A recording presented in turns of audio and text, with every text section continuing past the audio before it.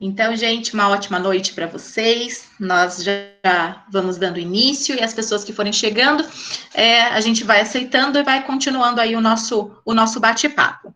A ideia do encontro, pessoal, é que a gente converse, que não fique somente eu falando, mas que vocês também participem, que vocês deem sugestões, podem me interromper no momento da fala, para que seja um bate-papo gostoso mesmo, para que seja algo leve.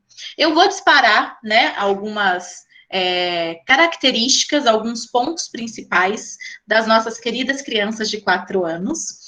Vou falando algumas coisinhas e vocês vão percebendo se isso se encaixa, né, com os filhos de vocês ou não. E aí a gente vai discutindo, né, no meio do caminho, no meio desse percurso, dessa conversa, o que se encaixa, o que não se encaixa, e vocês vão colocando para mim também as suas dúvidas, né, para que a gente consiga entender cada vez mais as nossas crianças. Só fazendo uma retomada, nós já conversamos sobre as características das crianças de 2 anos, já desmistificamos os terríveis 2 anos, a gente já falou que isso não é certo falar das crianças, né? E já explicamos o porquê de tudo. Já conversamos sobre as crianças de 3 anos, a gente também já desmistificou uma série de coisas e já contou para as famílias que é um momento que as crianças também estão na transição de saindo de serem bebês e passando para a fase de crianças. E agora chega a faixa etária dos 4 anos, que é uma fase, gente, cá entre nós, deliciosa. Né? É uma fase muito gostosa das crianças, porque se de 2 para 3 anos eles estão na transição de bebê para criança, com 4 anos a gente começa a dizer que é uma parte mais gostosa, mais leve, porque a maternidade e a paternidade também começam a ficar mais leves. As crianças já estão desenvolvendo a sua autonomia, eles já sabem o que querem, eles já são muito verbais, eles já conseguem expressar muitas coisas, então já vai deixando a maternidade, a paternidade um pouquinho mais leve, a gente não tem mais aquela preocupação de estar o tempo todo junto, de estar preparando tudo, porque eles já dão conta de muitas coisas, né? E lá na escola eles estão no Infantil 3, que é uma série deliciosa de se trabalhar.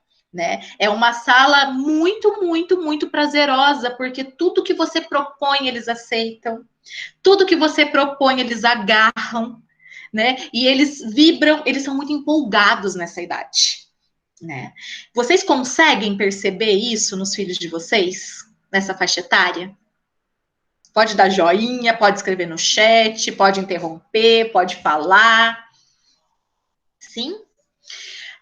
A gente fala que eles já conseguem, né, se virar, eles já conseguem tomar algumas decisões, algumas organizações, principalmente de seus pertences e nas brincadeiras. Demais, muita empolgação e energia. Exatamente isso, né? É uma das características principais das crianças. E elas também, elas já acomodaram vários conceitos. Elas conseguem desenvolver uma conversa porque elas também têm entendimento de muitas coisas. Ela já acomodou alguns conceitos como em cima, embaixo, ao lado, à frente, atrás, fora, dentro, no meio. Ela já consegue entender esses conceitos que mais novos um pouquinho, a gente começa a perceber que quando a gente fala ali, embaixo, em cima, eles precisam parar, pensar um pouquinho para entender o que você está querendo dizer. E com 4 anos, eles já têm essa destreza. E por já ter essa destreza, nem tudo que a gente fala também satisfaz essa criança. Porque ao mesmo tempo que ela se vira com tudo, ela está na fase do porquê, como e para quê. Ela não fica satisfeita com qualquer resposta. Porque você responde para ela o porquê, aí ela. Porque lá na faixa etária de 3 anos, eles querem saber o porquê de tudo. Agora, além do porquê, eles precisam entender, mas como? Se porquê é assim, mas como? E para que eu tenho que fazer isso?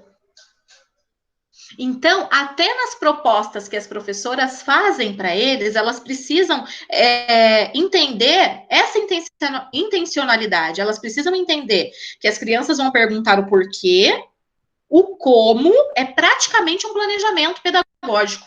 Elas têm que colocar objetivos conceituais, procedimentais e atitudinais. Tem que dar a resposta ali de bate-pronto para as crianças. Porque só o porquê não resolve mais a vida.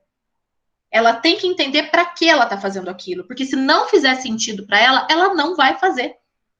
E é simples assim. E você pode chamar o Papa. Ela não vai fazer. E não é porque ela é birrenta, não é porque ela está querendo te irritar, não é porque ela está querendo te tirar do sério, que ela é desobediente. É porque faz parte desta faixa etária. O que faz sentido eu faço, o que não faz sentido eu descarto. E aí você precisa ser muito bom de persuasão para você convencer essa criança de que ela precisa fazer aquilo porque tem um significado muito importante. E aí vale uma reflexão. Essa importância é do adulto ou é para a criança? Eu sempre trago essa reflexão, né? Em todas as faixas etárias isso se encaixa, porque muitas vezes a gente quer encaixar a criança numa perspectiva do adulto. Muitas vezes a gente quer alterar coisas na vida da criança, na rotina da criança, para estabelecer algo mais prazeroso para mim enquanto adulto. E pelo menos dentro da escola Pindorama, a gente respeita muito e dá muita voz para as crianças, porque a gente acredita na potência da criança. Então, ela precisa fazer parte de todo o percurso. A gente precisa levar muito a sério isso. O que eu estou querendo é para melhorar para mim ou realmente é um benefício para a criança? Muitas vezes eu quero, por exemplo, mudar a criança de período.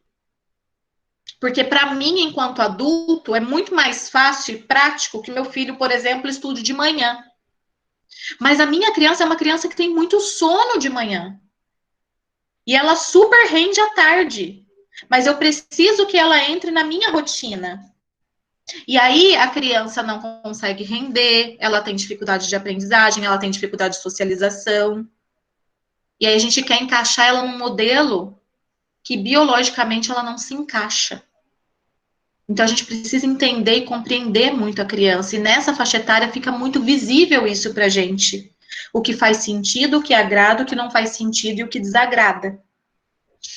Aí, eles também expressam com clareza o que eles querem, eles narram e contam fatos com muita destreza.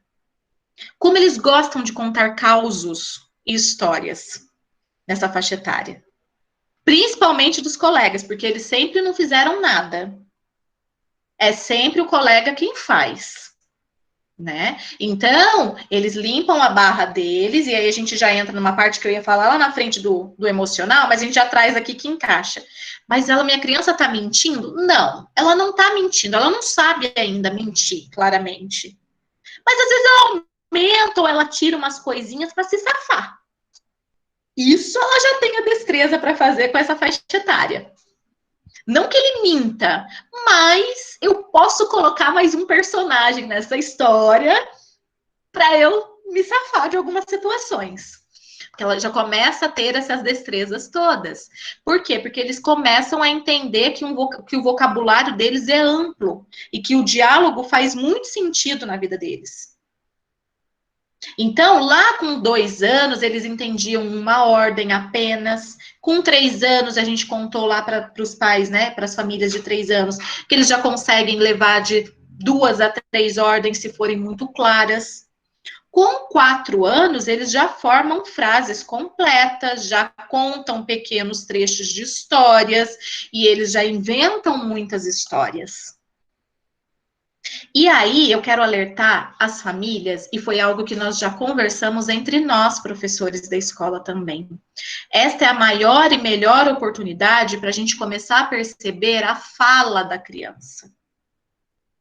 No infantil 3 é um momento porque às vezes muitas famílias se desesperam que a criança lá com 2 anos não está falando tanto, né? E talvez não passou pela escola desde o berçário, não teve tanto contato com criança, e a partir do momento que entra na escola, ela deslancha a falar, quando não tem nenhum comprometimento. E aí, lá no infantil 2, a criança com 3 anos, ela costuma fazer algumas trocas, omitir algumas letras no momento da fala.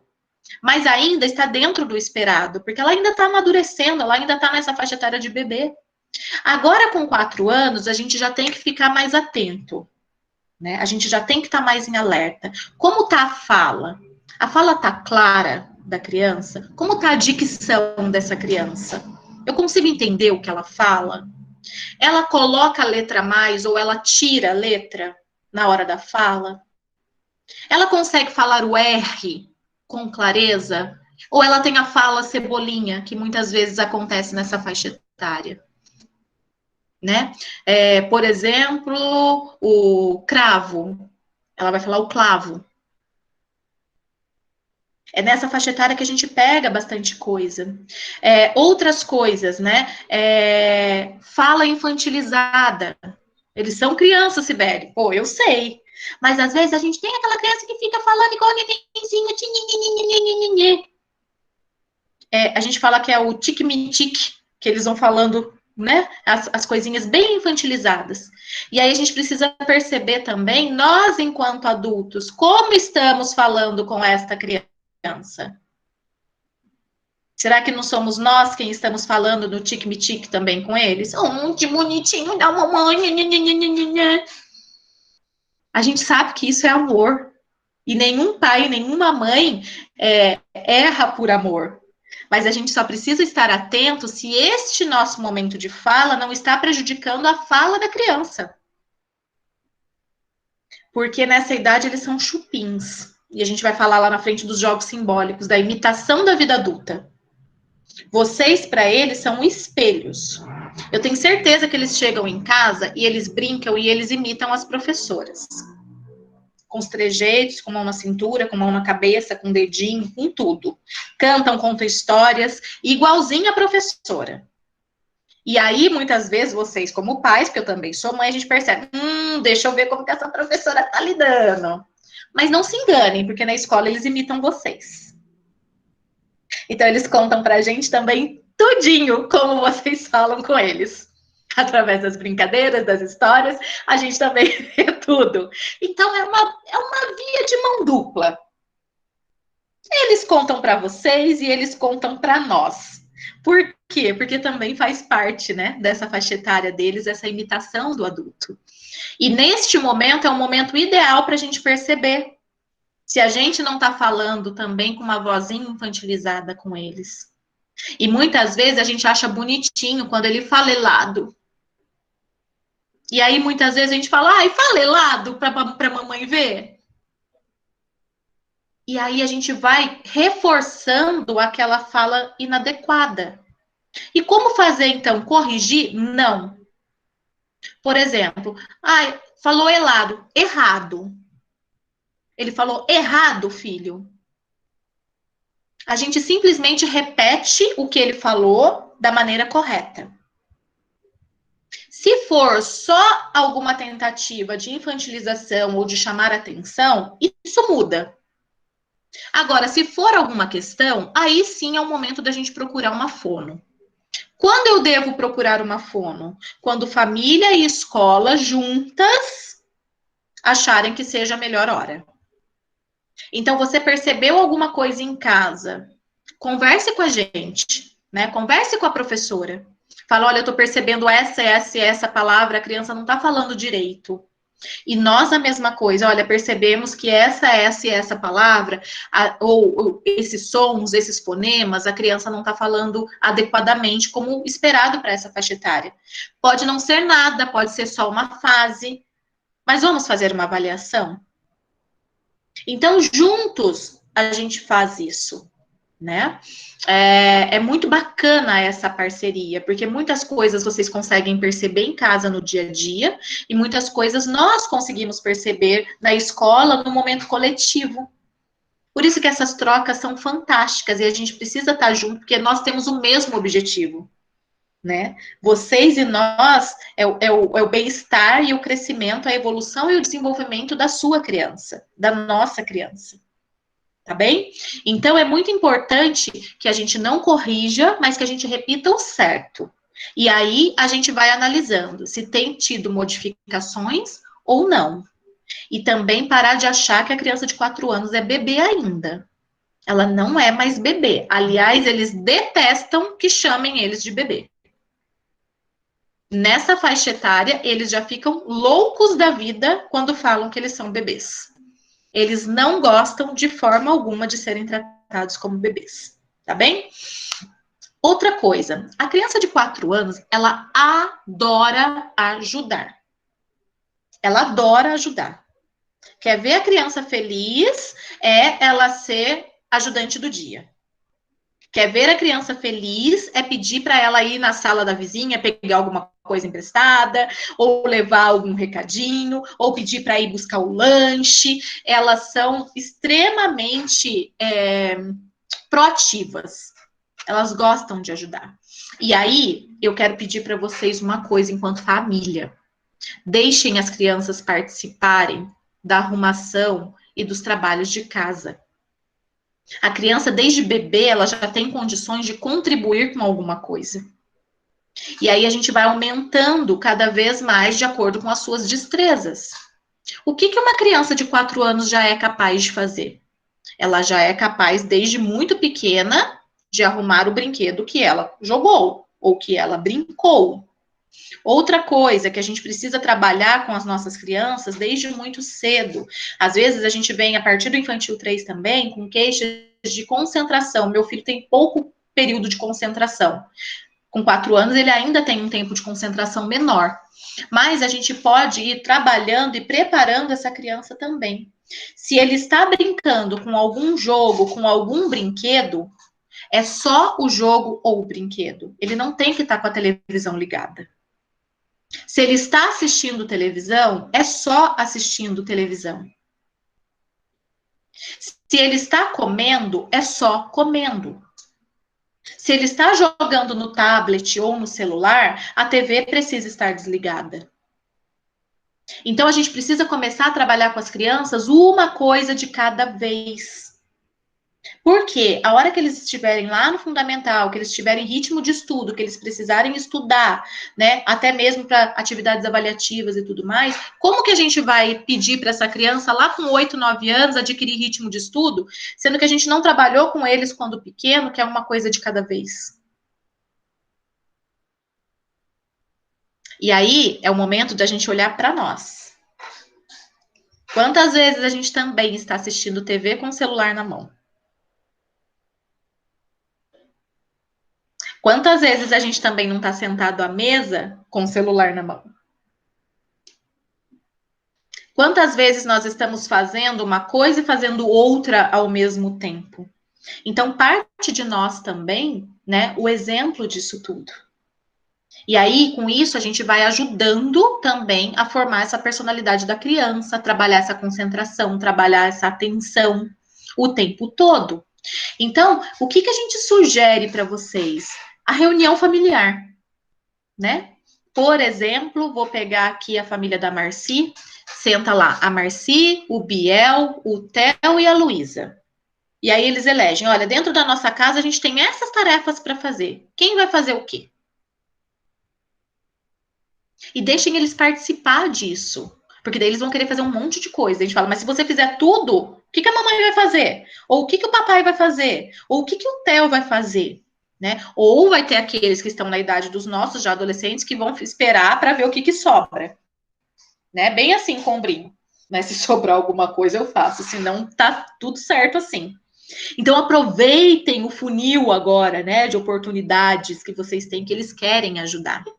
Então, o que eles podem fazer? Né?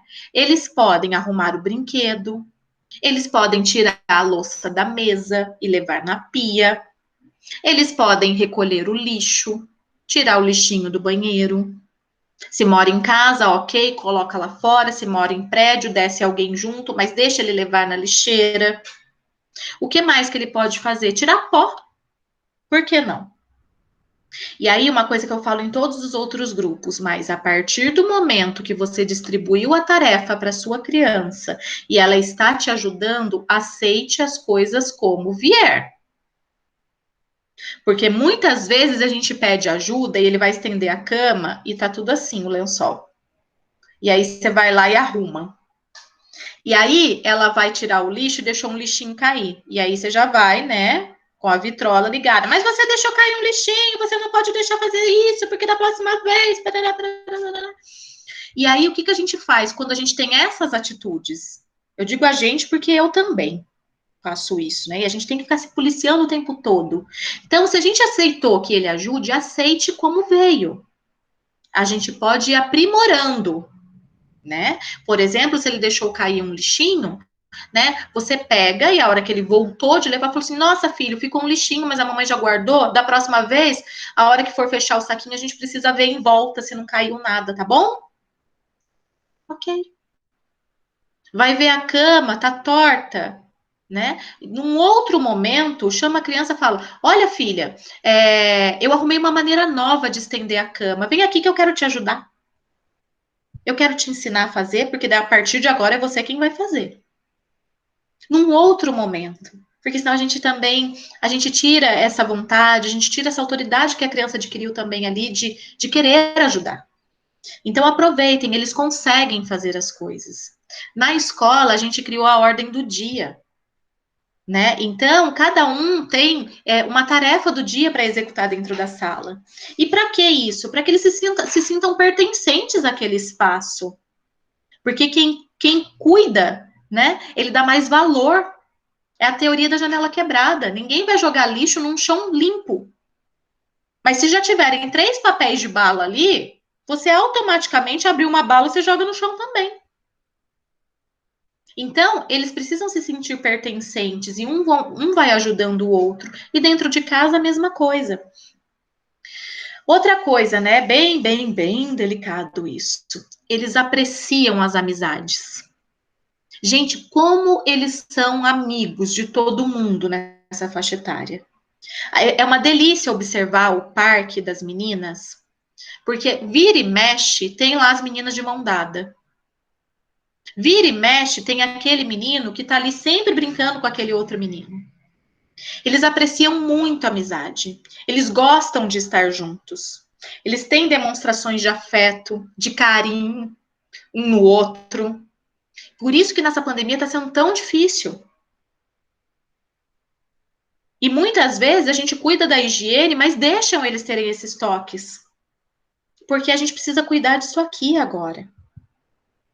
Né? Isso aqui ainda está mais perigoso muitas vezes do que o próprio vírus.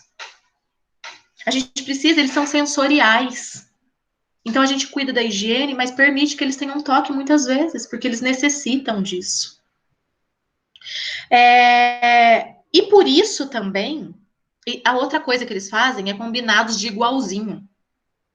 Por exemplo, né, na sala da Andresa, no período da tarde, 2 meninos combinaram um dia de topete. Eles combinaram um dia antes e falou: amanhã a gente vai de topete. E aí os 2 foram de topete. Muitas meninas combinam de ir com o mesmo sapato ou de ir com a mesma tiara. E quando não combinam, elas trocam, tá? É a mania também de trocar sapato, de trocar tiara. Se deixar, elas trocam até de roupa. Né? Por quê? Porque tem essa necessidade da amizade, de sentir o outro, de acolher o outro. E isso é muito bonito. E isso também eles vão levar para a vida da maneira que a gente trata agora as amizades. Se a gente valoriza as amizades, se a gente aprecia a amizade deles. Isso é o que eles vão levar para frente também. E aí, dentro desse vínculo todo de amizade, surgem os conflitos. Ou se surgem conflitos também nessa faixa etária. Muito conflitos, porque eles estão muito juntos e tudo que é muito junto, há briga, há discussão, há desentendimento. E isso é natural. E precisa ter, porque também é aí que eles vão aprender a negociar, é aí que eles vão aprender a ceder, é aí que eles vão aprender a hora liderar e hora se submeter. São nestes momentos de brigas e a se defender. E o papel do adulto aí é de observar. Opa, aconteceu um conflito, deixa eu ver como ele vai reagir. Será que ele negocia? Será que essa criança sempre se submete? Ou será que essa criança sempre quer liderar? E aí, dentro disso, criar outras situações em que o conflito vai acontecer. para a gente conseguir trabalhar todas essas emoções. E aí, o que que não pode? O adulto interferir nestes momentos. Muitas vezes, adultos rompem amizades porque as crianças estão brigando ou estão tendo conflitos. Não pode o adulto, porque eles brigam agora, não dá nem 2 minutos, eles já estão de mão dadas de novo. Porque eles não guardam rancor, eles não guardam mágoa, eles não guardam ódio. Isso é do adulto. Isso não é da criança. E a gente observa, faz esse trabalho de observação para ver se eles se viram sozinhos. Se eles não se viram, a gente espera mais um pouquinho para ver se eles buscam nossa ajuda. Se eles não conseguiram se virar, se eles não buscaram a nossa ajuda, aí sim é hora da gente intervir. Intervir para mediar e não para resolver. E aí isso é uma dica legal também para os momentos de pracinhas, de festa de aniversário e de etc. Né? Cuidar, né, da postura do adulto enquanto mediador e não acusador. E não que dê mais um trabalho ali para a criança resolver. Tá bem? E opa, nós temos também nessa faixa etária uma curiosidade que não cabe neles. Percebem isso? Como eles são curiosos. Vocês já viram essas crianças encontrando um buraquinho em algum lugar? Um buraquinho na calçada, um buraquinho no quintal, vira um rombo. Porque daí eles vão cutucar, eles vão cutucar, eles vão cutucar, porque eles são curiosos para saber o que tem ali. Se eles encontram, por exemplo, né, uns tapumes fechando uma obra, eles vão procurar um buraquinho para saber o que tem lá dentro. Mas eles não ficam só nessa curiosidade de coisas aí no padrão. Eles têm curiosidade, por exemplo, de desmontar um brinquedo para ver como que funciona dentro. De muitas vezes descosturar uma roupa para ver o que acontece. De muitas vezes pegar outros elementos e tentar encaixar fora do padrão. Porque eles são muito curiosos. Outras coisas que eles se pegam, bichinhos de jardim. Eles vão lá olhar o percurso da formiga, eles vão olhar o percurso da joaninha, eles vão olhar a borboleta, como que ela é, como que ela faz. Eles têm uma curiosidade imensa. E aí a gente entra num outro assunto, que já que eles são tão curiosos, eles começam a ter também curiosidade com o corpo. Com o seu corpo e com o corpo do outro. O que a gente tem de atendimentos no Infantil 3 por esses assuntos não tem escrito no gibi, como dizem, né, os antigos. Porque isso é uma coisa que ninguém fala, mas é uma coisa de um processo muito natural. A criança querer descobrir o próprio corpo faz parte do desenvolvimento. E a criança ter curiosidade de saber como é o corpo do outro. Os meninos, eles sabem que eles têm um pênis. E aí eles querem saber se o amiguinho tem um pênis também igual o dele. Ou se a amiguinha tem um pênis ou ela tem uma vagina. Como que é isso? E aí entra, gente, o vocabulário certo. A gente precisa começar a dar o nome aos órgãos corretamente. Porque a gente inventa nome, né? É a Bastiana, é a Perereca, é a Sapeca, é a Diva. Ixi, tem um monte de nome. Né? É o Peru, é o Braulio, é o Osvaldo, é tudo. E menos o nome certo. E aí eu pergunto para vocês, nariz, a gente coloca outro nome no nariz? Nariz é nariz. Orelha é orelha. Cotovelo é cotovelo. Joelho é joelho. A gente não nomeia com outros apelidos as outras partes do corpo, né? E por que as nossas genitais a gente precisa dar tanto nome? E a gente se envergonha de falar para a criança o nome certo, não é? É que vocês estão tudo nas bolinhas aí, eu não tô conseguindo ver a cara de vocês, mas eu tenho certeza que a hora que eu falei, todo mundo ficou, tipo, como assim, né? Por quê? Porque é constrangedor na nossa cultura. Abriu a câmera aí, Marco. É constrangedor, porque a gente não vê ninguém falando isso. É limpa o peru direito. Vocês não viram que tiver filho adolescente. Que a gente tem que conduzir o banho, né? Para fazer certo a higienização de tudo. Como se a gente não tivesse, né? As mesmas coisas que eles. Então, gente, nessa faixa etária também começa a masturbação infantil. E aí é outro assunto que eu quero deixar claro para vocês. A criança não tem prazer, né? Ela não sente orgasmo. Não é por esse caminho. Ela mexe e é gostosinho. A gente tem que saber disso. E a gente sabe como é que é, gente. Todo mundo aqui tem filho, todo mundo já fez isso. E a gente não lembra muito da nossa infância, mas nós passamos por isso. Algumas crianças passam com um pouco mais de intensidade, outras com menos intensidade, mas todas passam. Todas têm um momento de se descobrir e de descobrir o próprio corpo. Tá, Sibeli, mas e aí? Eu vejo lá o meu filho mexendo no pênis, ou eu vejo a minha filha com a mão na vagina, ou onde a gente percebe? Em brinquedos, as meninas, né, vão fazendo o movimento de pressionar a vagina, braço de sofá, canto de mesa. São os lugares que as meninas procuram. O chuveirinho na hora do banho.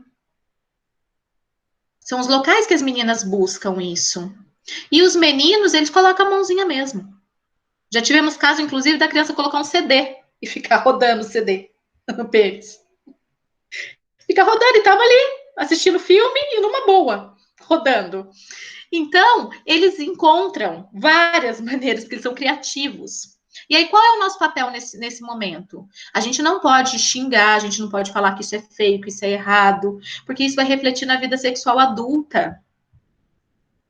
Então, tudo que a gente faz agora reflete lá na frente. O que a gente faz, então? Desvia a atenção, tira o foco. Viu que a criança está mexendo no pênis? Viu que a criança está lá acariciando a vagina? Pede para ela ir buscar um copo d'água, pede para ela ir guardar um brinquedo, pede para ela ir fazer qualquer outra coisa. Desvia o foco. É isso que a gente faz na escola. Né? A gente percebeu que a criança está fazendo isso, a gente pede para ela ir fazer alguma coisa, a gente pede para ela ir ao banheiro. E o que a gente precisa perceber? Se isso está numa normalidade, vez ou outra, ou se isso está muito intenso. Quando está muito intenso, a gente daí precisa buscar uma orientação. Porque muitas vezes pode ser estresse, que é um momento de refúgio que ela está tendo, que é um momento gostoso, né? Ela pode estar insatisfeita com alguma coisa, e aí ela foge a atenção dela para isso, porque é gostoso. Então, ninguém pode falar, nossa, mas ela tá fazendo isso, será que ela tá sendo abusada? Será que ela tá vendo alguma coisa? Não. Faz parte, gente, do desenvolvimento da criança. O que merece atenção? Se isso estiver muito constante. E aí, marca um bate-papo lá com a gente na escola, que a gente está super acostumado a lidar com tudo isso, né? A gente tem a Lilian Macri, que dá uma baita de uma consultoria para a gente nisso também. A Vanessa nos ajuda bastante nisso também. Então, busque a nossa ajuda, mas saibam que é uma curiosidade também da idade. Assim que eles cutucam, assim como eles cutucam o buraquinho, como eles querem desmontar o brinquedo, eles também querem conhecer o corpo. E aí eles vão buscar também conhecer o corpo de vocês. E aí, vocês pais. E aí é muito cultural de cada família, né?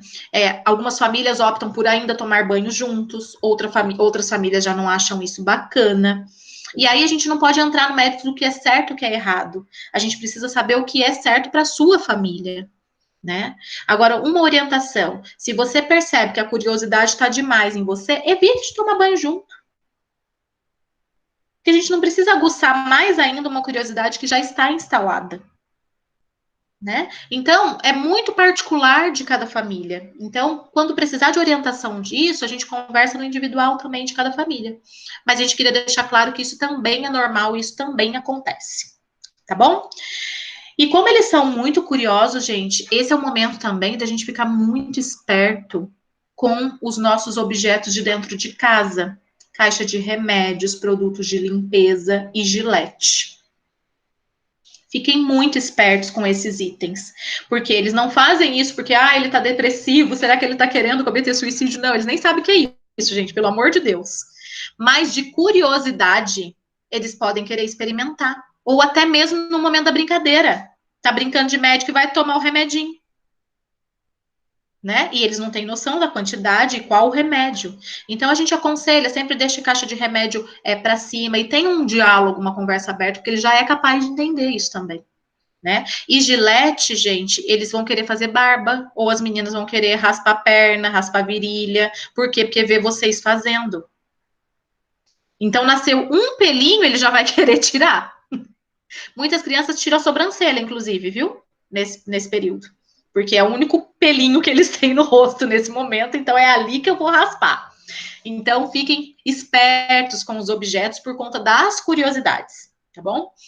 É a melhor idade para eles entenderem também a organização das coisas. Cada coisa tem seu lugar, cada lugar tem a sua coisa. Eles já têm condições de entender isso. Então, dentro da casa de vocês, expliquem para eles o que é de cada lugar. Porque as nossas salas têm muita coisa, muita informação. A sala deles, então, é uma das maiores salas da escola e tem muita informação. E se a gente não tá ali junto com eles, pedindo para eles, brincou, guardou, pega outro, brincou, guardou, socorro no final do dia. Então, eles precisam colaborar com tudo isso. Então, eles têm condições, porque na escola eles fazem. E aí a gente sempre costuma falar, nossa, parece que tem duas crianças, né? Uma na escola e uma em casa. Não, mas a gente precisa sempre ter uma criança só. Porque o que eles fazem na escola, eles precisam fazer em casa também, né? Mas é por quê? Porque na escola, né, nós somos treinadas para isso e para ter a paciência de ir até o fim. Em casa, nós, como pais, muitas vezes a gente acaba fazendo para não estressar. A gente acaba cedendo para não comprar briga. E aí é onde mora o perigo. Porque daí eles vão achando os nossos pontos fracos, né? E na escola a gente não cede, porque se ceder para um, tem que ceder para os outros 18. E aí, como é que fica? Né? Então, a diferença não é que a gente tem dois filhos, a gente tem duas posturas diferentes. Tá bem? Aproveitar todos os momentos da casa para ser momentos de aprendizagem. A criança de 4 anos, ela está na fase dos jogos simbólicos. Os jogos simbólicos é a imitação da vida adulta. Então, vocês podem parar e perceber que tudo que vocês fazem, eles dão um jeitinho de fazer igual. E aí, como que vocês podem envolver a criança num processo de aprendizagem durante o tempo todo? Né? Tá fazendo comida, né? Dê uma panela na mão da criança também e fala para ela ir preparando o molho ali, de mentirinha, de imaginação. Ela vai preparar. Ou dá uma faca sem ponta, pede para ela cortar o alface nesse momento. Ou pede para ela ir lavando o tomate. Mas deixa ela participar dos momentos. Vai diminuir o seu estresse e ela vai estar ali do seu lado e você vai estar tendo tempo de qualidade com ela. Tá limpando a casa? Peça ajuda. Vai ao mercado? Tem o hábito de fazer lista do que vai comprar no mercado. Pede para ele fazer. Pode ser que saia garatuja, pode ser que saia ali números, letras, pode surgir algumas tentativas de escrita. Mas pede para eles te ajudarem. Você leva a sua, ela leva a dela. Coloque as crianças em todas as oportunidades de vida que vocês têm. Né? Ensinem as crianças nesse período a serem gratas. Dentro da religião de vocês, né? Ensinem as crianças a serem gratas nesse momento. É um momento que eles vão mais entender sobre gratidão, sobre agradecimento. Agradecer as pequenas coisas. Eles dão conta disso também. E nesses momentos de brincar, né? Fazendo as atividades da casa e na escola, eles têm os momentos de brincadeira, porque brincar é algo muito sério dentro da escola. Qual é o papel do professor? Ele observa aquela brincadeira, ele registra aquela brincadeira. Ou ele registra através de foto, ou ele registra através de vídeo, ou ele registra através de escrita, ou ele registra através de áudio. Eu já vi muitas professoras vendo uma cena e pegando o celular e narrar a cena que ele está vendo ali. Para depois ele fazer o registro por escrito. As meninas do berçário fazem muito isso. Porque tem que estar muito ágil ali com os bebês. Então, elas pegam e gravam áudio, para depois elas saberem e fazerem toda a ficha, né, de desenvolvimento da criança. E aí, a partir desses registros, as professoras observam que tipo de atitudes e de propostas ela precisa colocar ali em pauta. Que tipo de atitudes e propostas pedagógicas ela precisa trabalhar com cada criança. Porque apesar de a gente ter um currículo para a sala do infantil 3, a gente precisa pensar nos processos de aprendizagem de cada criança. Porque a aprendizagem também, ela precisa ser personalizada. Então, com algumas crianças eu avanço, com algumas crianças eu vou retroceder um pouco. Eu nunca vou ter um grupo homogêneo. E isso nem é saudável para a sala. A gente precisa que cada um esteja num nível mesmo, porque é isso que dá força para crescer. É isso que dá força para o grupo se manter estável dentro da sala de aula. E como que vocês podem fazer em casa, né? Que é o que as meninas fazem na escola também. Criar cenários, criar os ambientes. Os ambientes têm grande potência, a gente tem estudado bastante sobre isso, do ambiente como terceiro educador. Né? Hoje foi lindo de ver em todas as salas que eu passei, as meninas estavam com propostas de experiências para as crianças voltando das aulas extras, já tinha ali a proposta, com lupa, com observação, com lanterna. Então, prepare um ambiente, isso é muito bacana, né? Para vocês terem em casa. Gente, se vocês deixarem bacias, peneiras, um pouquinho de areia, alguns copos, algumas colheres e algumas caixas, vocês têm a tarde toda livre para vocês. Ou vocês têm a manhã toda livre para vocês. Porque eles vão se entreter tanto nessas questões, eles vão criar tantas possibilidades, muito mais do que a gente dá um brinquedo daqueles que a gente parcela em 12 vezes na ReHap. Que eles vão brincar 2 vezes, vão deixar de lado e vão pegar a caixa para fazer outras coisas. Então, criança não precisa de brinquedo, criança precisa de possibilidades de brincar. Qualquer lugar vira possibilidade. Ou você instiga, né? Monta lá uma cabana, pega lá um lençol, pendura lá na sacada, pendura na janela com pregador de roupa, né? E coloca alguns objetos lá e deixa a criança chegar para ver o que ela vai criar ali. Então, muitas vezes a gente fala, meu Deus do céu, minha criança é incansável, não tenho fim, mas a gente também não prepara algo para eles. Né? E a gente não precisa brincar junto com a criança. Muitas pessoas falam, ah, é porque você tem que ter tempo de sentar e brincar com a criança. Não, você é adulto. Você não precisa sentar e brincar com a criança, mas você pode criar um cenário para que ela brinque e você observe. A criança quer presença. Apenas isso. Para que quando ela está brincando, ela buscar o seu olhar, ela saber que você está olhando para ela. Isso dá segurança para a criança no brincar. É só isso que ela precisa. Ela não precisa que você esteja lá junto, nanando a criança, a bonequinha dela lá junto, ou brincando na pista de carrinho, falando, puta merda, tem tanta coisa para fazer. E tô aqui perdendo tempo. Não é isso que ela quer, né? Ela quer que quando ela olhe para você, você esteja olhando, busca olhar. Né? Quantas vezes você tá ali no computador mesmo e dá uma olhadinha para cima e vê. Ou tá fazendo outras coisas, dá uma olhadinha para ela. Um joia, um tchauzinho, um coração, é tudo que ela precisa. Né? E aí, né, a gente vem um pouquinho para a área emocional, né? Que eles ainda têm dificuldade de separar a realidade da fantasia. A faixa etária de 3 anos é totalmente fantasia e imaginação. Aí eles já começam a perceber um pouquinho que existe a realidade, mas eles ainda estão nessa transição da realidade para a fantasia e da fantasia para a realidade. Tá bem? Por isso que ainda nessa faixa etária aparecem alguns medos. Ainda tem alguns medos, né? Porque eles ainda estão nessa transição da fantasia para a realidade. Como eu disse, né, eles não mentem, mas eles arrumam um manejo de culpar alguém ou de acrescentar um pouquinho na história ou tirar um pouquinho na história para se safar da situação, tá? Mas eles ainda não têm noção o que é mentira, o que é verdade. Essas coisas são muito abstratas para as crianças. Mas nessa faixa etária eles sentem muito ciúmes. Eles sentem muito ciúmes. Eles têm ciúmes da professora, eles têm ciúmes de vocês com outras crianças, eles têm ciúmes do casal. Já perceberam? Quando vocês estão juntos com os esposos e que eles querem deitar no meio, eles querem separar, eles falam, ah, não, eu também. Não é assim? E aí é o momento que a gente também tem que falar. Mas o papai é o namorado da mamãe. Ou a mamãe é a namorada do papai. A gente vai ficar junto sim e você é muito bem-vindo aqui no nosso lado.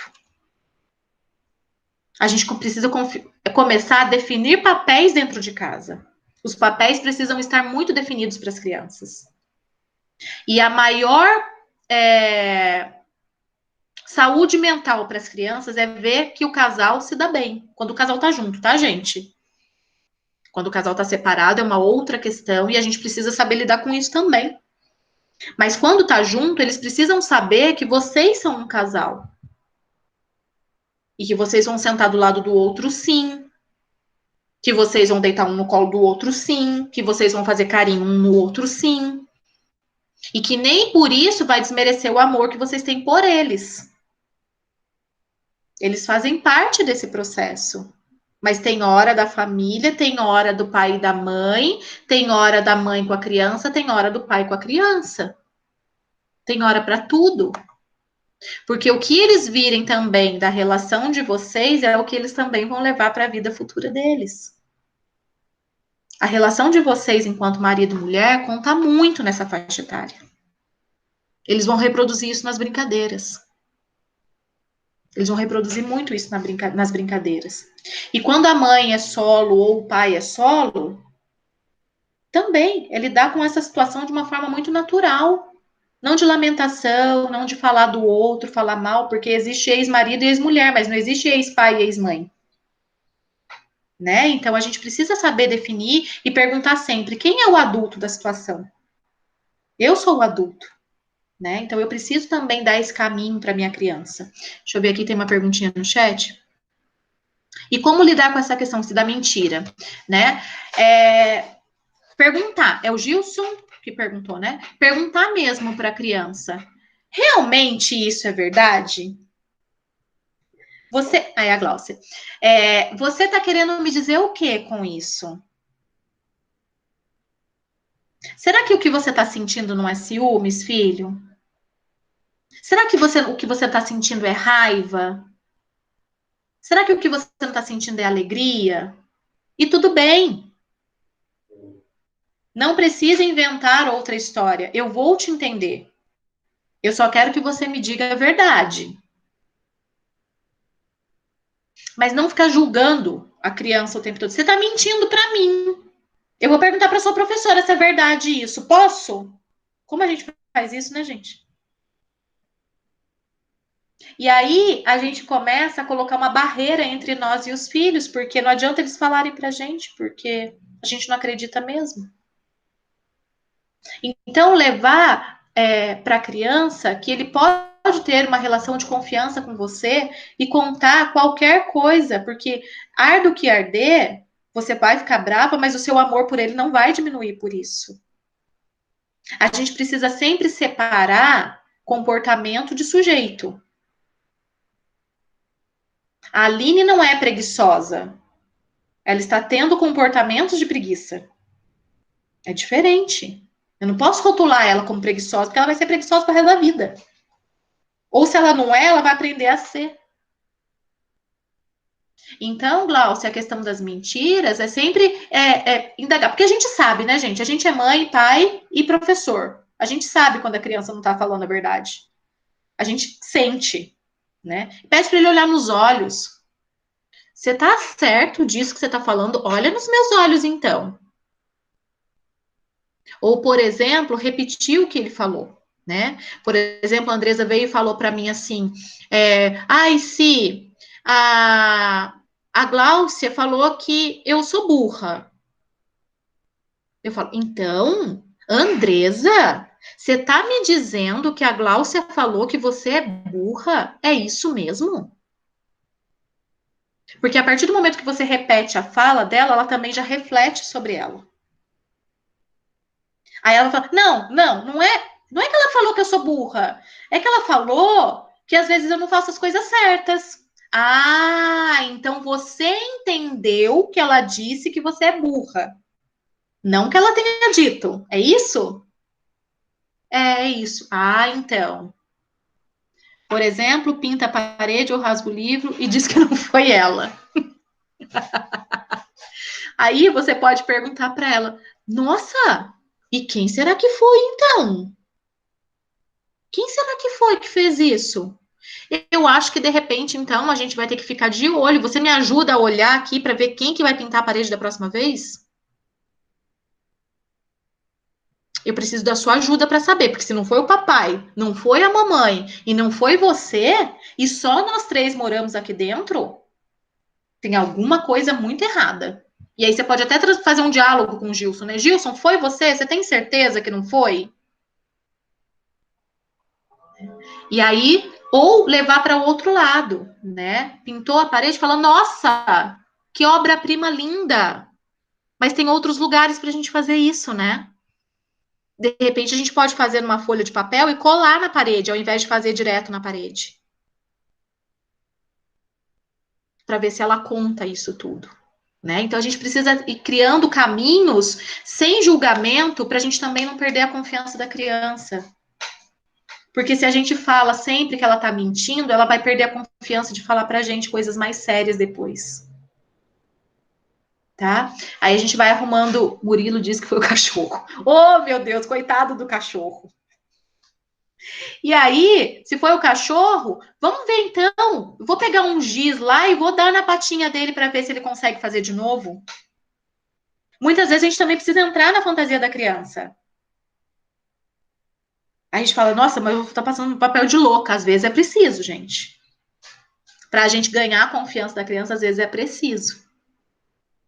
E aí, gente, essa questão dos ciúmes, né? Ciúmes de vocês com seu esposo, ciúmes entre irmãos.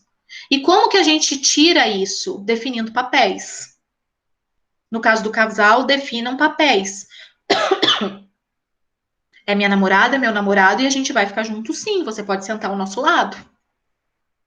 Ou em um outro momento, fala: Ai, que gostosinho, nós dois estamos com muita saudade de você. Senta aqui no nosso meio. Mas quando vocês convidam, não quando eles invadem o espaço de vocês. Entre irmãos, como que acaba ciúme entre irmãos? Parando de fazer comparação. Muitas vezes nós mesmos comparamos, né? Nossa, você tá aí ainda, sua irmã já terminou. E a gente acaba criando rixa entre eles que não existe. Caramba, você não tomou banho ainda? Sua irmã já tomou banho 2 vezes e você tá aí ainda. Então a gente começa a despertar coisas na escola, né? Comparar um aluno com o outro, jamais. E como são muitos que querem ou tá ser o primeiro da fila ou sentar do lado da professora na roda, geralmente na escola a gente faz escalas, né? Hoje é fulano, amanhã é cicrano, depois é beltrano, né? E de repente em casa também sirva nisso, né? Na minha casa aqui, a gente tem a escala de sentar do lado na missa, gente. Todo domingo é a mesma coisa. Quem vai sentar do lado na missa? Se é um ou se é outro. Então a gente já tem escala, porque daí senta o William, senta eu, e aí quem que vai sentar aqui? É a Larissa ou é o Henrique? Então cada semana é um. E aí no carro eles já vão. Hoje é dia de quem mesmo? E aí a gente define as situações bobas, mas que precisam ser definidas. Eles demonstram raiva. E muitas vezes não verbalizando, mas em atitudes. Nesse período, eles já começam a demonstrar raiva. E qual é o nosso papel como adulto? Não sei vocês, mas acredito que sim. Eu fui uma pessoa que foi criada que mostrar raiva é feio. Muitos adultos não demonstram raiva, porque raiva não é uma coisa legal na vida. As pessoas que demonstram raiva sempre não são bem-sucedidas, né, com as pessoas, empresas e etc. E aí a gente vai guardando, guardando, guardando aquilo. E quantas doenças a gente não tem, né, gente? Doenças emocionais e doenças biológicas, físicas, por guardar raiva. Então, quando a gente percebe que a criança tá com raiva, nomeie. Fala, filho, isso que você tá sentindo é raiva. Você tá com muita raiva. A única coisa que a gente não pode é bater. Como a gente pode resolver isso? Hoje a minha filha teve muita raiva da aula online. Muita raiva. Eu tirei ela da frente do computador e falei, filha, grita, chora, surta. Você tem direito. Aí ela chorou, chorou, chorou, gritou, gritou, gritou. Aí eu falei, como é que você tá? Eu tô mais calma. Mãe, eu tô estudando muito. Que ela já tá tendo prova essa semana. Aí ela, eu tô estudando muito, eu não tô aguentando. E foi bom, ela gritou, esperneou, chorou, chorou, ficou tranquila. Depois ela foi fazer atividade, ela falou, posso ouvir uma música fazendo atividade? Falei, pode. Ela botou a música e fez o resto da atividade, mas ela precisou daquele momento, né? Então, mas ela já tem 10 anos. As crianças de 4, quando tem raiva, deixa ter raiva. Fala, filho, vamos correr? Filho, vamos gritar? Porque isso que você tá sentindo é raiva. Quer socar uma almofada? Você precisa liberar essa raiva, não guarda. Não guarda a raiva. Coloca para fora mesmo, isso mesmo. Mas nomeie. Ele precisa saber com o que ele sente raiva. E muitas vezes raiva confunde com tristeza. E aí a gente precisa saber definir também. Porque se ele soca, se ele libera, se ele grita e mesmo assim não resolveu, fala, putz, filho, então não era raiva que você estava sentindo, é tristeza. Vamos tentar entender o que está acontecendo nesse coração? Aonde que dói? Aí ele vai mostrar se é na barriga, se é no peito, se é aqui. É legal mostrar no corpo aonde que dói. Porque quando a raiva geralmente está aqui, né? Porque você precisa botar para fora. Então é importante a gente nomear, e nesse momento eles colocam isso. E a gente precisa ser o mediador deles. Na escola, nós, e em casa, vocês, que são pessoas de vínculo afetivo deles. Tá bem? Nessa idade, né? As crianças, elas acolhem muito, né? Elas acolhem as diferenças, elas acolhem as raças, elas acolhem as deficiências, as religiões, eles não têm preconceito. As crianças acolhem e amam tudo, né? Então, o quanto é importante a gente tem, né, na sala as crianças de inclusão. E o quanto isso é benéfico para a criança de inclusão, mas muito mais para os demais, que aprendem a lidar no dia que a criança não está bem, aprendem a cuidar, aprendem a indicar o caminho. Isso é extremamente importante, né? Um trabalho de sentimentos e emoções dentro da faixa etária de 4 anos é essencial. E é por isso que a gente elegeu no gênero literário, né, da roda literária, o Todd Parr, que ele traz muito isso, né, de sentimentos, de emoções e de diferenças. Ele traz muito isso nas suas literaturas. E é por isso que a gente elegeu logo no primeiro trimestre essa literatura do Todd Parr. Para que as crianças consigam falar dos seus sentimentos. E pós-pandemia, gente, está tudo aqui, ó. E a gente conversou na escola, né, que o mês de fevereiro nós faríamos apenas de acolhimento, de observação das crianças, porque nós tínhamos certeza absoluta que no final de fevereiro para começo de março tudo ia começar a pipocar. E foi batata. As crianças estão agora mostrando o quanto elas estão sofrendo. Nem todas, mas a grande maioria. A grande maioria. Está pipocando tudo agora. Porque eles ficaram muito tempo, né? Isolados do seu convívio social, que é a escola. E é por isso que a gente luta dia após dia para manter as escolas abertas. Porque a gente já viu que a escola não é o foco. A gente já viu que não é lá que transmite. A gente continua com 0 caso Covid pego na escola, né? Vamos dizer assim, a gente teve algumas famílias que pegaram no carnaval e etc, empresa, mas escola nenhum foco. Então, o quanto é importante esse convívio social para as crianças, principalmente essas crianças de 4 anos que estão nesse período de transição. E outra coisa, gente, para encerrar, eu quero falar para vocês que é comum também eles ficarem falando neste momento de cocô, xixi e peido. Você é um cocô. Você é um xixi. Que peido que você é. E aí a gente se irrita com isso, mas eles não estão fazendo isso para irritar a gente. Eles não têm essa capacidade de irritar o adulto, de fazer de propósito. Muito pum, né, Gláucia? Exatamente. Eles xingam, o xingamento deles, gente, é você é um cocô. E tem uns mais abusadinhos que ainda fala troço, cocô azedo, fedido. Daí eles criam, né, em cima disso. Mas o principal é o cocô, o xixi e o pum. E é por isso que a gente tem também muita literatura lá do Ilan, né, que fala das princesas que soltam pum, o diário secreto das princesas que soltam pum. Porque a gente precisa trazer para eles para a naturalidade disso, gente. Até a princesa e a rainha peida. E isso é normal, todo mundo peida. Né? Então, para trazer para a naturalidade, mas eles acham muito engraçado isso. Eles acham muito engraçado. E eles se sentem muito aborrecidos quando são chamados de cocô. Então, a gente precisa saber lidar com isso também, que não é para irritar o adulto, né? Mas é uma fase que todos eles passam. E passa, gente. E passa. A gente pode estressar tudo, mas passa. E uma notícia boa é que com 4 anos, eles começam a diminuir a seletividade de alimentos. Eles voltam a querer a se arriscar a experimentar novos sabores. Lá na faixa etária de 3 anos, é um sufoco. Porque falei, meu Deus, ele comia de tudo e agora não come mais nada.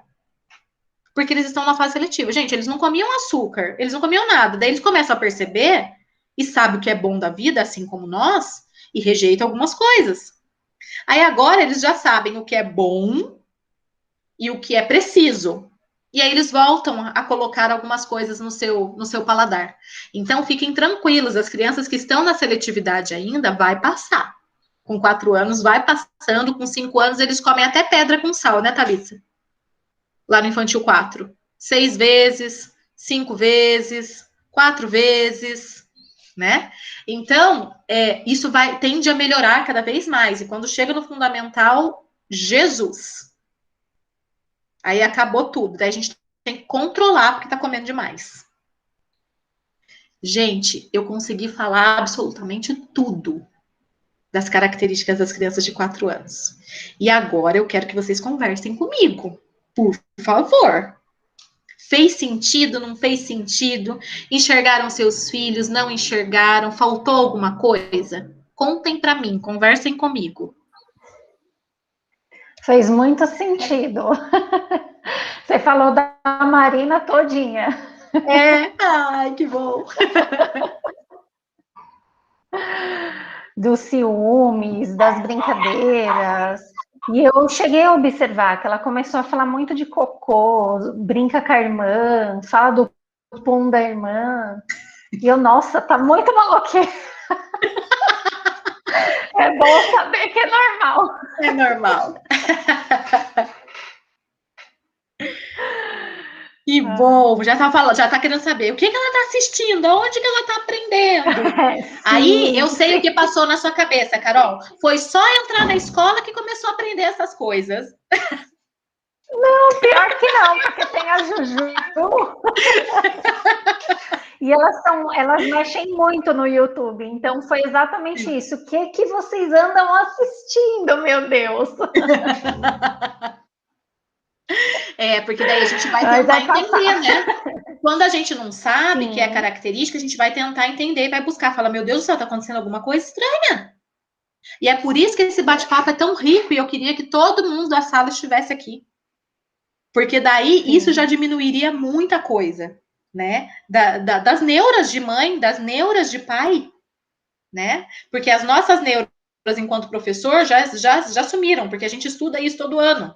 A gente sabe as fases que as crianças passam, né? Mas isso é muito interessante de você saber, assim, poxa, então tem fundamento. Não é desleixo da minha parte, né? O que é interessante também, que eu tenho a Júlia. Então você fala, a Júlia era assim, mas não, são crianças totalmente diferentes. Então tem coisas na Marina que ou eu esqueci, ou realmente é totalmente diferente. A Júlia não se comportava assim, a Marina tá trazendo isso. Aí você fica, no meu caso, meu Deus, onde ela viu isso? O que ela está assistindo? Da escola eu sei que não é, porque eu já conheço o Pindorama, né? Ô, Carol, e pior que também é, né? Porque lá todos eles falam cocô, xixi, pum. Todos. Agora eu tô sabendo. Oh, meu Deus. Ai, ai. Que mais? Maiara? Oi. Ai, nossa, Oi. derrubei o celular quase. Tô com a câmera desligada porque eu já tô de pijama, gente. Então... Tranquilo. Na verdade, eu queria até fazer uma pergunta, né? Porque Claro. provavelmente na minha cabeça não faz, talvez não esteja relacionado ao fato de ser criança de 4 anos, mas talvez esse contexto que a gente tem vivido de pandemia, etc. O Murilo, desde meados do ano passado, ele começou a apresentar muita dificuldade para dormir. Mas não para dormir cedo, ele dorme cedo, mas ele acorda à noite gritando, aos berros, chorando, não dorme uma noite sequer. A noite toda, acorda umas 3, 4 vezes para noite. A gente, né, fala muito com ele, acho que todo esse negócio de coronavírus, ficar longe dos avós, todas essas coisas que a gente teve que explicar, acho que impactou um pouco, mas queria saber se vocês estão, os outros pais também estão passando por isso, se vocês estão enxergando isso nessa tendência na escola, porque tem sido bem difícil pra gente, assim, tentar ajudá-lo, né, a ficar mais tranquilo para dormir a noite inteira, etc. Maiara, conta pra mim, o Murilo já fez 4, vai fazer 4? Ele faz 4 em abril, daqui 2 meses. Então. Ele tá na faixa etária, ele tá nessa transição de 3 para 4, que foi o nosso bate-papo da outra semana, com a turminha do Infantil 3, e a gente falou muito do Infantil 2, que a gente falou muito sobre isso, né? Essa transição, eles estão especificamente na fase de imaginação e de fantasia. Então, eles criam muita coisa na cabeça deles. É uma cabecinha que não para um minuto. E muitas crianças de 3 para 4 anos acordam gritando durante a noite. Por quê? De muitas imaginações e fantasias. Eles imaginam monstros, eles que têm medo de escuro, eles imaginam os animais gigantes, bruxas. Tudo isso faz parte do contexto de imaginação da criança da faixa etária de 3 para 4 anos. E quando eles deitam aquilo ali, tudo... relaxei. E aí vem no sonho. E aí eles sonham muito com isso. Sim. Então eles acordam com medo. É uma fase de muito medo mesmo. E a pandemia intensificou isso absurdamente. Muito mesmo. Eles estão com medo, inclusive, da morte. Sim, ele começou a perguntar sobre morte, né? O que é morte? O que acontece quando alguém morre? O que acontece, etc. Você vai morrer, mamãe? Tipo, ele pergunta. Maiara, mas eu sugiro você agendar um horário com a Vanessa. Ela pode, ela orientou muitas famílias, muitas mesmo, em relação a isso.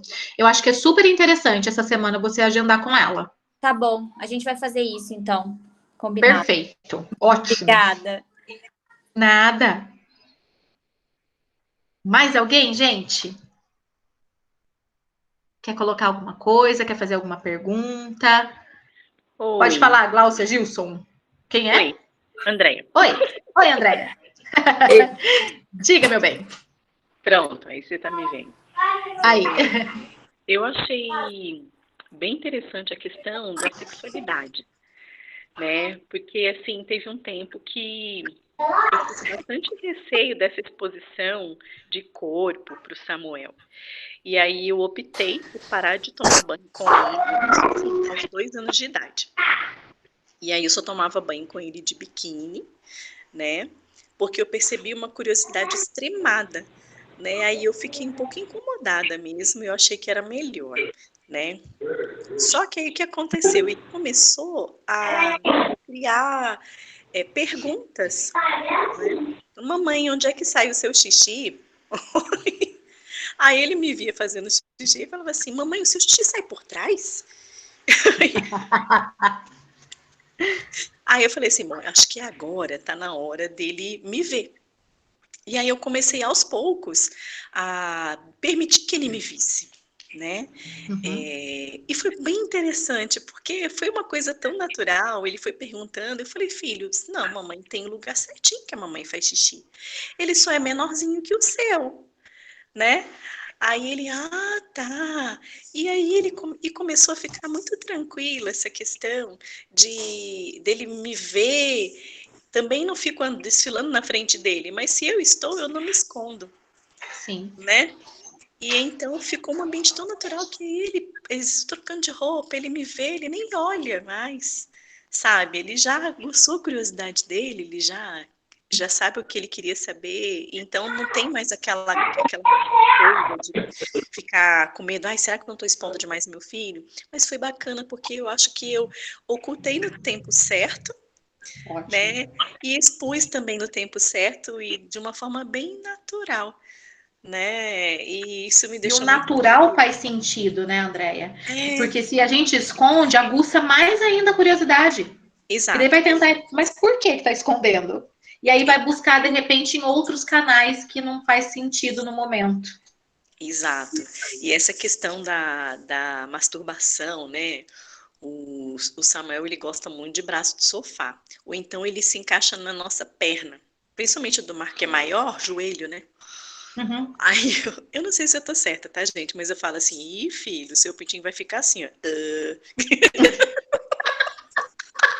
Nova essa. Aí ele, não vai ficar, não. Aí no Cada final um das arruma a sua estratégia que funciona, né, gente? a gente acaba rindo, aí ele acaba se distraindo também, e muda o rumo do que ele estava fazendo, sabe? Para tentar também transformar isso numa coisa bem leve para ele também, né? Sim, sim. Então, foi bem E legal. quando tá demais, a gente pode até falar, né? Fala, filho, isso que você tá fazendo pode, não tem problema fazer, mas não precisa ser na frente das pessoas, Uhum, né? Tem lugares mais reservados, o seu quarto, o banheiro, né? De mostrar que também é ruim fazer isso em público, porque é exposição para ele, sim, né? sim. E às vezes as pessoas têm um olhar assim de julgamento e de discriminação e de imaginação, né? Então, Principalmente, né? e a criança, isso assim, foi até alvo, e eu vou abrir aqui um pouquinho para vocês, de preocupação. O Samuel passa com um psicólogo por N motivos. Um dos principais é de ansiedade mesmo. Ele é uma criança que tem despontado um perfil ansioso significativo, e a gente achou que era legal. Um profissional, Ótimo, entrar nesse aspecto aí, tá sendo muito bacana, ele adora. É o momento dele. Ele adora, né? ótimo, ótimo. E aí, a gente ficou preocupada com essa parte da sexualidade, né? E eu fiquei bastante estressada. E depois, passando no psicólogo, a gente viu que não era nada disso, né? Na verdade, eu É só por acredito, conta da ansiedade mesmo. sim, eu acredito até que o Samuel, ele é um pouco mais infantil do que a faixa etária dele, sabe? Por isso que eu achei Uhum. legal participar aqui com vocês, que eu Ai, acho que que ainda se legal. encaixa muito ainda nos 4 anos, tá fresquinho de 5, né? Então ainda Sim, sim. É muita transição, né, gente? Não é aquilo e ponto, né? Vai de uma faixa etária para outra e a gente tem aí, né, um gap de 6 meses aí de uma faixa etária para outra, sim, né? Então, igual a Mayara colocou, né? O Murilo está se encaixando muito na faixa etária de 3 ainda, porque ele ainda está nessa transição de 3 para 4. Né? O Samuel ainda está nessa transição de 4 para 5. Né? Então a gente precisa entender também o período de transição que vai aí uns 6 meses. sim. E tem uma coisa que eu achei que você pontuou que eu achei super legal, né? O Samuel, e eu acho que isso acontece com todo mundo. Ele sempre, quando faz uma coisa errada, ele me vê brava. Aí ele pergunta, mamãe, você me ama? Pronto, mamãe, você não vai me amar. Eu não mereço ser amado. Pronto, Oh, mamãe, meu vou sair Deus! de casa e pronto. Ele é bem dramático, né? Então, pronto, acabou, já era. Aí eu falo, filho, se você quiser ir, tudo bem, mas eu quero dizer uma coisa pra você. Eu vou continuar te amando, eu vou te amar pra sempre. Só tem uma coisa, Muito mamãe legal. tem o direito de estar com raiva e de estar brava, tá? Mas a braveza vai passar, a gente vai consertar, vai se acertar, e eu vou continuar te amando do mesmo jeito. Mas eu tenho o direito de ficar chateada, filho, né? Assim como ele falou, você tem todo o direito, filho. Você tá chateado, vai pro quarto, pensa, faz o que você quiser, mas você não tem direito de machucar as pessoas quando você tá bravo, né? Isso. E aí Perfeito. é muito legal, porque o que você colocou, eu falei, ai, que bom, eu tô conseguindo acertar algumas coisas. A gente vai aprendendo junto, né, gente? Também tá aqui do lado. Perfeito, obrigada, Andréia. Deixa eu silenciar o meu. Gláucia? Oi, Si. Yeah. Então, fez muito sentido, assim, tudo que você falou, né? E essa questão dos ciúmes é bem forte, sabe? Então, se o Gilson dá um abraço, aí ela já vem, não, mas eu também quero e tal. E na hora do almoço, ela quer sentar do lado do pai todo dia, assim, todo dia.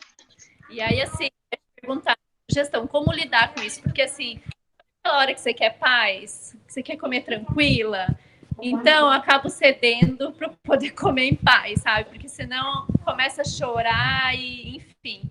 Não, mas eu quero sentar do lado do papai e tal. Então eu acabo cedendo. Aí o que a gente conversou hoje, talvez tentar negociar, sabe? Olha, então hoje você senta, amanhã o papai vai sentar do lado da mamãe. A gente ainda não fez direito esse teste, sabe? Mas queria saber a sua opinião. Eu acho que você tem que jogar as claras, Gláucia. Olha só, nós somos 2 meninas e só tem um homem nessa casa. Só o papai. E nós somos 2 meninas. Então vamos montar uma escala. Um dia eu sento do lado do papai e um dia você senta do lado do papai. E aí coloca isso escrito, Gláucia. Coloca um calendáriozinho e coloca lá, por exemplo, a cor vermelha é da Alice e a cor verde é da Gláucia. E aí, cada dia, uma senta do lado do papai. Acho que ela tem que participar e negociar e saber, né? O papai tem 2 meninas lindas, mas uma é a namorada dele e uma é a filha dele. E ele quer sentar do lado das 2. Então, a gente precisa negociar. E aí, assim, não tem discussão. Legal. Negociado é negociado. O que você acha? Ih, travou. Gláucia? Uhum. O que você acha? Fez sentido? Sim, ótimo. Ótimo. Né? Porque ele é um só, então ele vai precisar ser dividido com as 2. Não, ótimo. Ah, Gilson, você tá muito poderoso, hein? Travou. Fez muito, Si. Ai, que bom. Que bom. Sim. Tá travando. Uhum. Joia. Quem mais, gente? Agora que chegou lá. Muitas meninas na sua vida. Legal, Si, obrigada. Nada. Mais alguém? Bom, meninas e meninos, é isso, né? A gente soube um pouquinho mais, né, das crianças de 4 anos. Agora a gente pode ver o que é da faixa etária. É importante a gente lembrar que eles não fazem nada para nos irritar, que eles não têm essa habilidade ainda, né? Isso é coisa de adulto.